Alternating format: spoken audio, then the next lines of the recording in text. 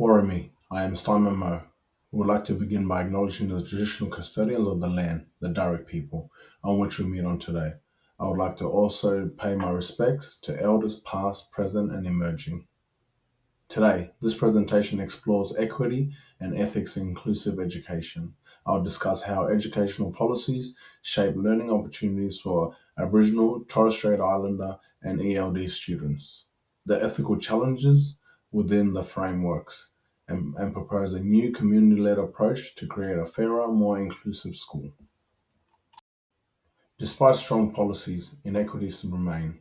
Aboriginal and ELD learners continue to face barriers that restrict their participation and sense of belonging. This raises ethical questions around justice, integrity, and autonomy. How can we ensure all students are valued, included, and supported in ways that reflect their identity and community voice? These policies reflect a national commitment to equity, inclusion, and cultural recognition. Closing the Gap sets targets for attendance and outcomes. The National Aboriginal Education Policy emphasises respect for Aboriginal identity, while the EALD framework focuses on language as a foundation for access. However, research shows that policy success depends on how schools interpret and enact these commitments. Without deep cultural partnership and authentic collaboration, many incentives remain symbolic rather than transformative. The ethical dilemma lies in balancing fairness and cultural respect. Treating everyone the same isn't truly fair when students begin with different starting points. Ethical principles like integrity, beneficence, and autonomy help guide educators to recognize each learner's unique needs and rights. Promoting inclusive participation means creating a space for each child's culture, language, and background to be respected and represented. Many educators support inclusion, but policy often feels imposed rather than co created. Schools are asked to implement inclusion rather than build it collaboratively with communities. This creates a disconnection between policy goals and lived experiences. Real challenges require rationale, community led engagement, not just compliance or short term targets.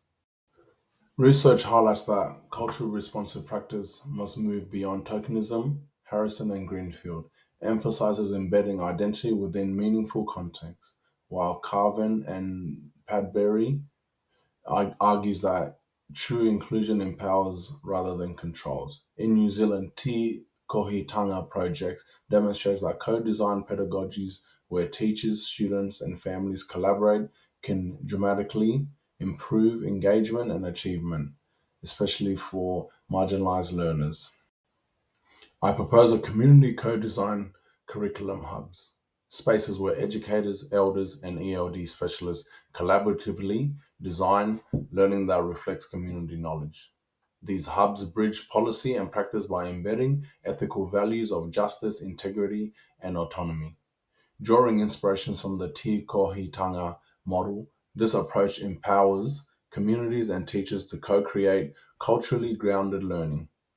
By adapting this model locally, Australian schools can foster inclusive participation and cultural responsiveness across all settings. By centering learning around collaboration and shared ownership, this proposal creates an education system that is inclusive, equitable, and ethically grounded. When educators, families, and communities work together, we move beyond compliance towards an authentic inclusion, building a system that honors every learner's identity and strengthens our shared social future. Thank you for your time today. I hope you got something out of my equity and ethics in inclusive education, promoting fair and culturally responsive learning for Aboriginal, Torres Strait Islander, and ELD students.